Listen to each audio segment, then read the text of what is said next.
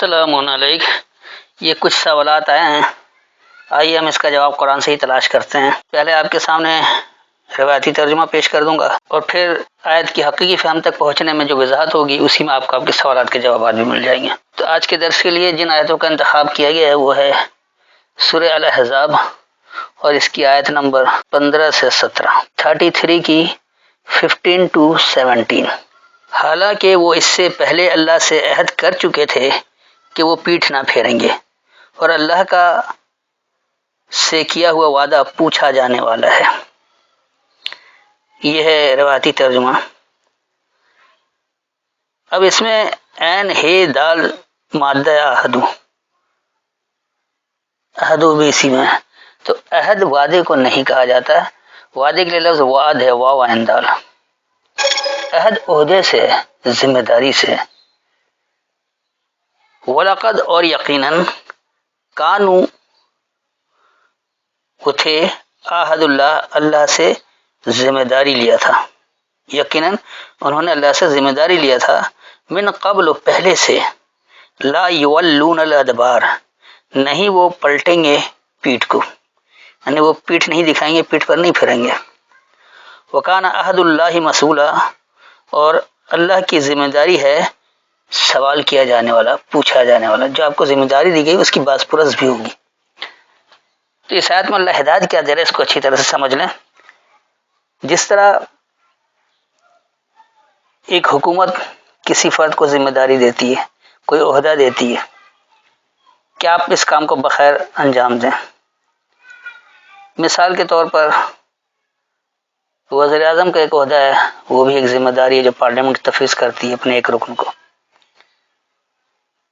صدر ایک عہدہ ہے، وہ بھی عوام کے منتخب نمائندگان مل کر انتخاب کرتے ہیں، اسے ذمہ داری دیتے ہیں۔ اب وہ وزیر اعظم اپنی وزراء کی کمیٹی بناتا ہے، کابینہ بناتا ہے، ہر وزیر کو ایک ذمہ داری دی جاتی ہے کہ آپ کے ذمہ یہ کام ہے، تو ہر ایک کوئی جو جس بات کا عہدہ لیتا ہے اس کام کو پورا کرنے کی پوری کوشش کرتا ہے۔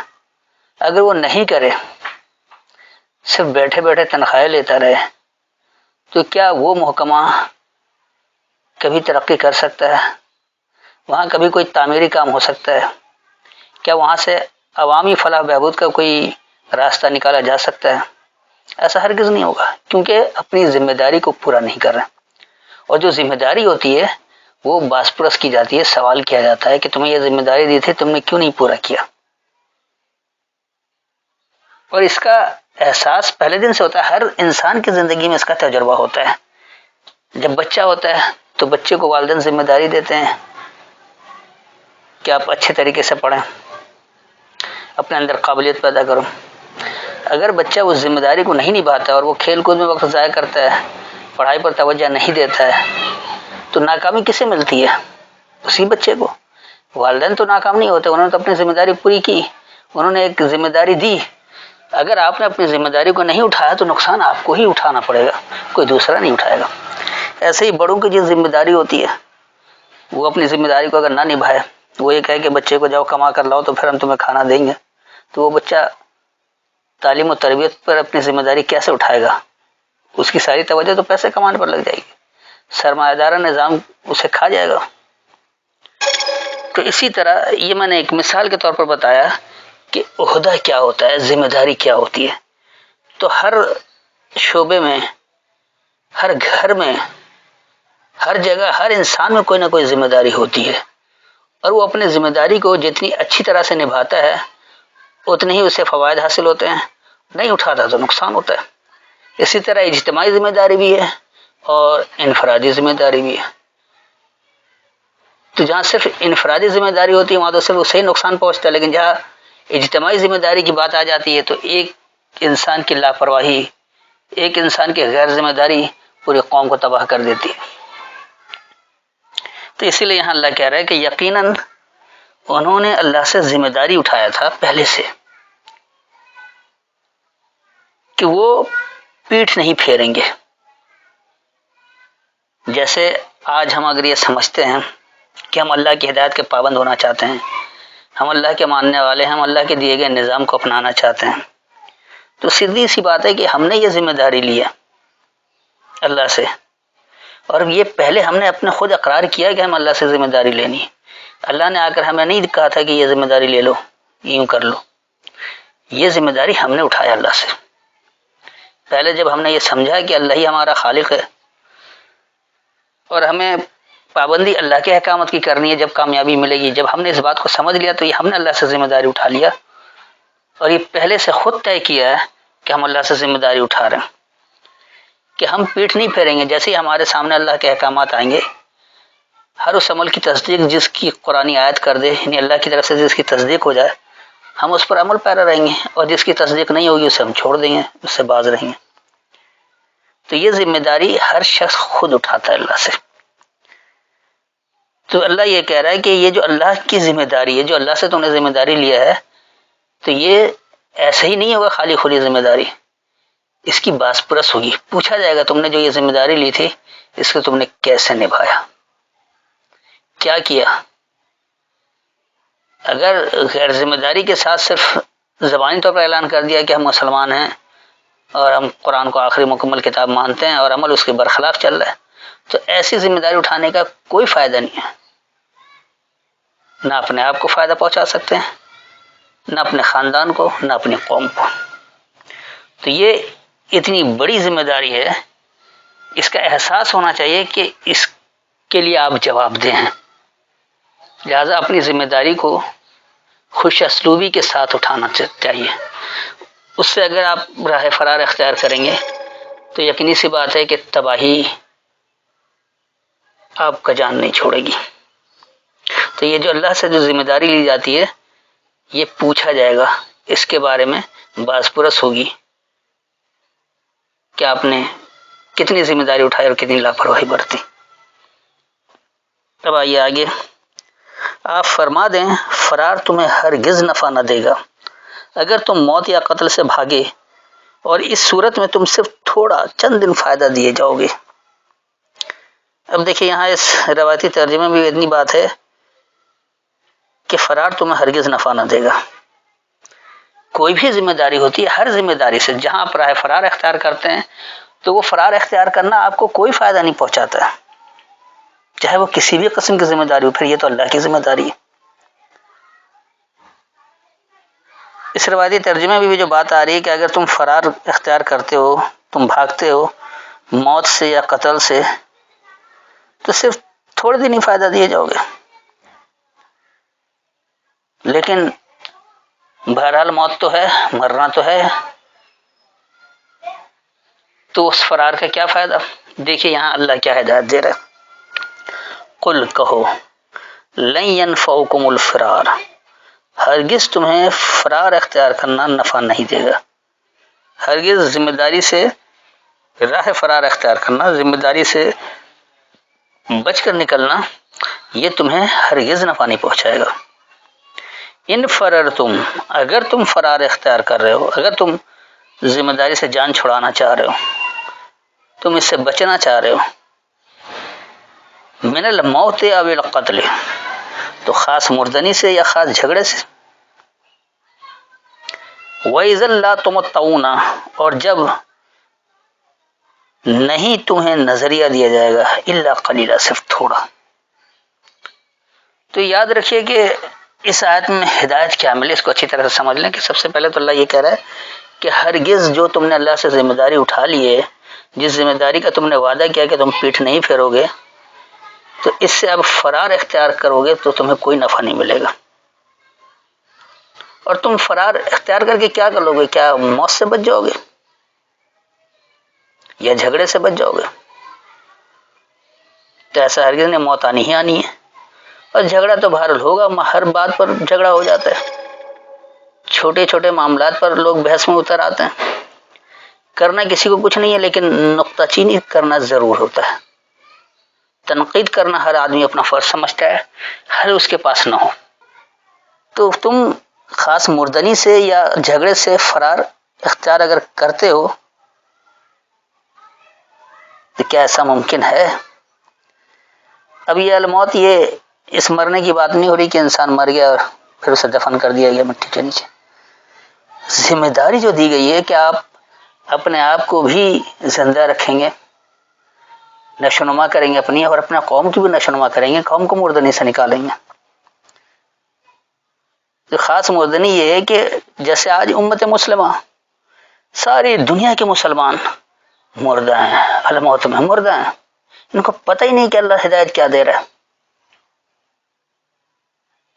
کوئی لغت کے سہارے، کوئی گرامر کے سہارے وہ سمجھتا ہے کہ بس اللہ کی بات وہی سمجھ رہا اور کوئی نہیں سمجھ رہا، حالانکہ اس کے مطابق عمل کر کے زندگی گزار رہے ہیں اور اس کا کوئی فائدہ حاصل نہیں ہو رہا، نتیجہ سامنے آ رہا ہے کہ کوئی نتیجہ نہیں حاصل ہو رہا ہے، لیکن اسی لغت میں اسی گرامر میں اٹکے ہوئے،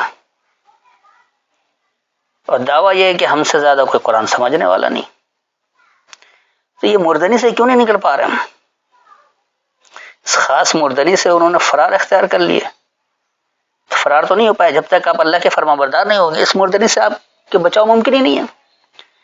تو آج دعوے دار ہونے کے باوجود، گرامر جاننے کے باوجود، لغات کا بہترین استعمال جاننے کے باوجود، مروجہ عربی زبان کو جاننے کے باوجود قوم مردہ کیوں ہے؟ امت مسلمہ اتنی مردہ کیوں ہے کہ اس کی کوئی وقت نہیں، کسی معاملے میں دنیا میں اس کو کوئی اہمیت نہیں دی جاتی، بلکہ صرف نام کے مسلمان ہونا بھی مار کھانے کے لیے کافی ہے، دہشت گرد ہونے کے لیے کافی ہے۔ دنیا میں جو لوگ ترقی پر ہیں، جن کے پاس طاقت ہے، وہ مسلمانوں کو اتنی بے وقت کیوں کر رکھا ہے؟ ہر جگہ مسلمانوں کو ہی کیوں ذلیل و خوار کیا جاتا ہے؟ مسلمانوں کے بچوں کو، عورتوں کو، کمزوروں کو کیوں مارا جاتا ہے؟ دیگر قوم کو ذرا مار کر دکھائیں، پھر دیکھیں دنیا کیسے متحد ہوتی ہے۔ تو یہ کیوں ہے؟ کیا آپ اللہ کی کتاب سے راہ فرار اختیار کر کے، اللہ کی نافرمانی کر کے، اللہ کے کلام میں غیر اللہ کے کلام کا شرک کر کے، اللہ کی ہدایت کو کچھ کا کچھ بنا دینے والے، اس کے حکم کو کچھ کا کچھ بنا دینے والے، کیا آپ اس مردنی سے بھاگ گئے؟ اس مردنی سے آپ بچ گئے؟ اس فرار اختیار کرنے سے قطعی کوئی فائدہ نہیں ہے۔ تو جو ذمہ داری آپ کو دی گئی ہے، اگر آپ اس سے فرار اختیار کرتے ہیں تو ہرگز آپ کو کوئی نفع نہیں پہنچائے گا۔ یہ فرار نہ آپ کو خاص مردنی سے بچائے گی اور نہ ہی آپ کو جھگڑنے سے بچائے گی۔ ہاں ہوا کیا، وَإِذَا لَا تُمَتَّعُونَ إِلَّا قَلِيلًا، اور جب نہیں تم نظریہ دی جاؤ گے صرف تھوڑے، تو چند افراد ہیں جو کچھ سمجھ کر تھوڑا نظریاتی طور پر اپنا لیتے ہیں، لیکن کیونکہ وہ متحد نہیں ہو پاتے، جماعت نہیں بن پاتی، معاشرہ نہیں بنا سکتے، لہذا وہ صدائے بازگشت ہوتی ہے، چند افراد بولے اور گزر گئے، ختم ہو گئے، کیونکہ انہیں وہ نظریہ نہیں مل رہا جو اللہ دے رہا ہے۔ اور جب تک کوئی نظریاتی جماعت نہ ہو، ریاست قائم نہیں ہوتی، نہ اللہ کا نظام نافذ کیا جا سکتا ہے۔ تو سلامتی والے نظام کے نفاذ کے لیے، اللہ کی مکمل فرمانبرداری اختیار کرنے کے لیے، جو اللہ سے آپ نے ذمہ داری کو قبول کیا ہے، اس سے راہ فرار نہیں اختیار کرنا ہے، اس پر پیٹھ نہیں دکھانا ہے۔ اگر یہ آپ کوشش بھی کریں گے تو آپ نہ مردنی سے نکل سکتے ہیں، نہ جھگڑے سے نکل سکتے ہیں۔ چند افراد ہے جو نظریہ ملا ہے صرف تھوڑا، تو اپنی زندگی گزار لیں گے۔ اس کے بعد آئیے اگلی آیت، آپ فرما دیں وہ کون ہے جو تمہیں اللہ سے بچائے اگر وہ تم سے برائی کرنا چاہے یا تم پر مہربانی کرنا چاہے، اور وہ اپنے لیے اللہ کے سوا کوئی دوست نہ پائیں گے اور نہ مددگار پائیں گے۔ دیکھیے اس روایتی ترجمے میں بھی سیدھی سی بات یہ ہے کہ یہاں یہی کہا جا رہا ہے کہ کون ہے جو تمہیں اللہ سے بچائے؟ نہیں، اللہ سے تو کوئی بچا ہی نہیں سکتا، کہ آپ جو عمل کریں گے اس عمل کا نتیجہ اللہ نے مقرر کر رکھا ہے، اور آپ کو اس کے دیے گئے پیمانے کے مطابق ہی نتیجہ ملے گا۔ تو اللہ سے تو کوئی بچ نہیں سکتا۔ کیسے بچ سکتے ہیں؟ نہ کوئی بچا سکتا ہے، کیونکہ کسی بھی شے کا پیمانہ تبدیل کرنے کا اختیار کسی کو نہیں ہے۔ ہر ایک شے کا پیمانہ اللہ نے مقرر کر رکھا ہے، اور اس کی سنت میں کوئی تبدیلی نہیں ہے، اس کی سنت کو ادھر ادھر نہیں کیا جا سکتا۔ تو نتائج میں آپ کو کون اللہ سے بچا سکتا ہے؟ کوئی بھی نہیں۔ اگر وہ تمہیں برائی دینے کا ارادہ کر لے یا رحمت دینے کا ارادہ کر لے، تو تم اللہ کے علاوہ سے کسی کو نہیں پاؤ گے کہ کوئی دوست ہو یا کوئی مددگار ہو۔ اس سے بھی بات کافی حد تک سمجھ میں آ رہی ہے، لیکن بہرحال اصل جو اللہ کی حقیقی بات ہے اس کو الفاظوں کے ساتھ صحیح طرح سے سمجھیں۔ قل کہو من ذا الذی، کون ہے وہ قوت والا شخص، یعصمکم من اللہ، وہ تمہیں مضبوط پکڑ لے اللہ سے۔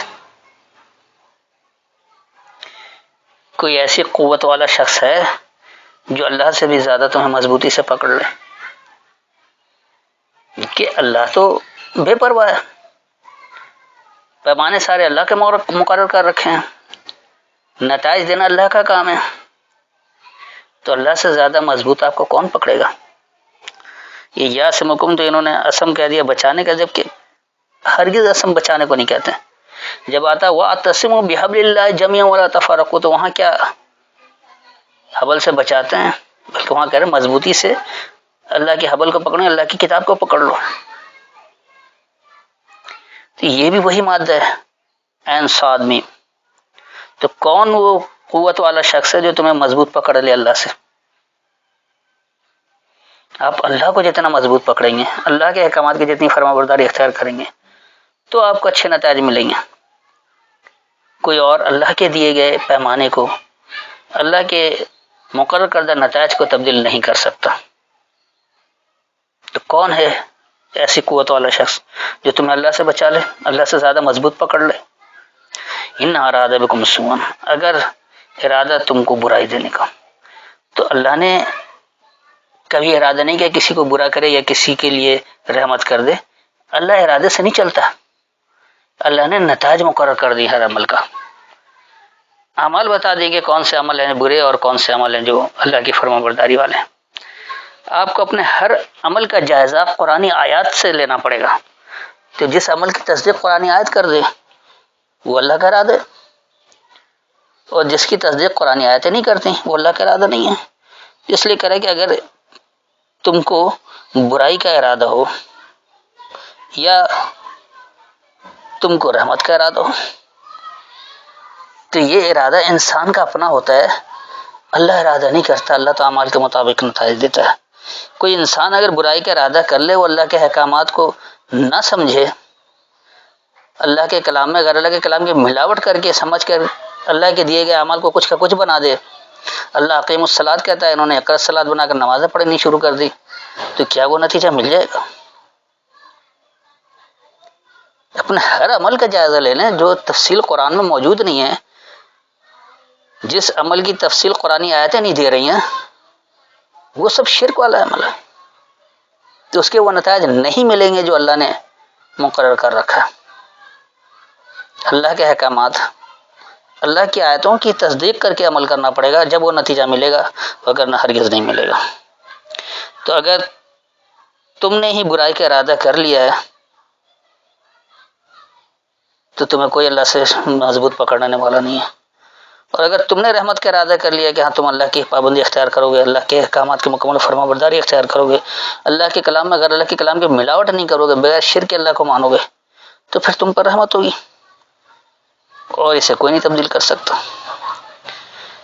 پھر اللہ یہ کرے کہ وَلَا يَجِدُونَ لَهُم مِّن دُونِ اللَّهِ، اور تم نہیں پاؤ گے ان کے لیے اللہ کے علاوہ سے ولیًا، کوئی نزدیکی، ولا نصیرہ، اور نہ کوئی مددگار۔ تو یاد رکھیے ہر عمل کا نتیجہ اللہ نے مرتب کر رکھا ہے، ہر ایک شے کا پیمانہ اللہ نے مقرر کر رکھا ہے، تو اللہ سے زیادہ مضبوط پکڑنے والا آپ کو کوئی نہیں ہے، اور نہ کوئی اور کسی عمل کو اللہ کے ضابطے کے بغیر اس کا نتیجہ دے سکتا ہے۔ تو اس لیے اللہ کے علاوہ سے کسی کو نہیں پائیں گے کہ وہ آپ کو کوئی نتیجہ دے دے۔ اللہ نے کہا سلامتی والا نظام نافذ کرو، اور آپ سلامتی والے نظام کے بجائے اپنے اپنے خواہشات کے نظام لے کر آئے ہوئے ہیں، تو کیا آپ کو وہ نتیجہ مل جائے گا جو اللہ دین اسلام کا نتیجہ بتا رہا ہے؟ ہرگز نہیں، کیونکہ آپ نے وہ ارادہ ہی نہیں کیا، آپ نے اس عمل کو نافذ ہی نہیں کیا۔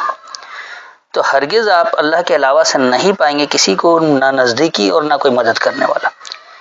مدد بھی ملے گی تو اللہ کے قانون کے تحت، کوئی نزدیکی بھی آئے گی، کوئی آپ کا ہمنوا بھی بنے گا، کوئی ساتھی بھی بنے گا، تو وہ بھی اللہ کے دیے گئے پیمانے کے مطابق۔ تو اس آیت میں اللہ نے واضح طور پر جو ہدایت دیا ہے کہ کہو کون وہ قوت والا شخص ہے جو اللہ سے تمہیں مضبوط پکڑ لے،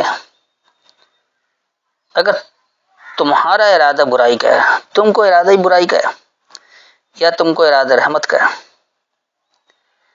اور تم اللہ کے علاوہ سے ان کے لیے کوئی نزدیک تر نہیں پاؤ گے اور نہ کوئی مددگار پاؤ گے۔